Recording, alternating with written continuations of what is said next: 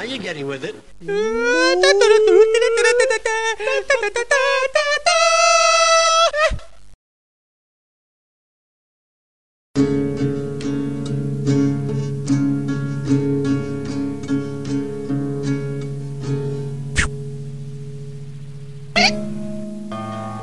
Ja sam Steva Storyteller. Ispričat ću vam priču jednu koja se odigrava u Kameničkom parku 1. maja tekuće godine u ne tako dalekoj budućnosti. Savić Vasaj. Priča kaže sljedeće.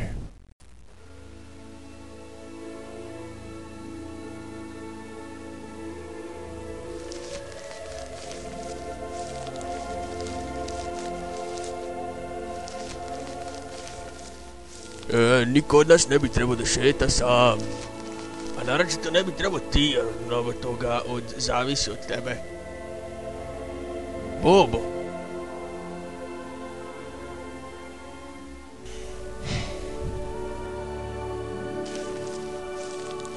Znam zašto hoćeš samoću. Ja ti ga mećem iz dana u dan. Pa te boli guza. Marš. Šta ti meni marš? Zašto me odbijaš? Ti se samo jebeš u čmar. Ja bi da probam nešto drugo. Nešto divlje. Čmar? Slušaj mali. Imao sam mnogo žena, a ti si jedini dečak koji me uzbudio. Nije ti dosta to? Zašto mi to govoriš? Zašto? Kurac!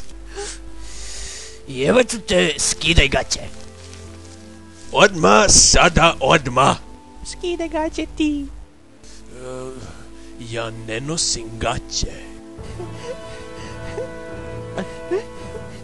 Nikada i nisam. I ti to dobro znaš, Bobo. Bobo! Molim. Sad ću da te jebem. Stani! Pusti me. Jemaš u te maj. Boli me, ja.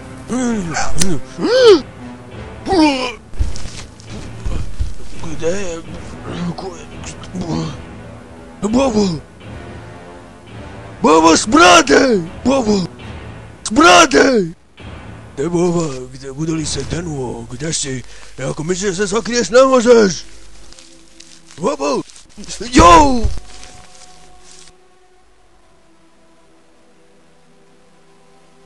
Kako sam pao?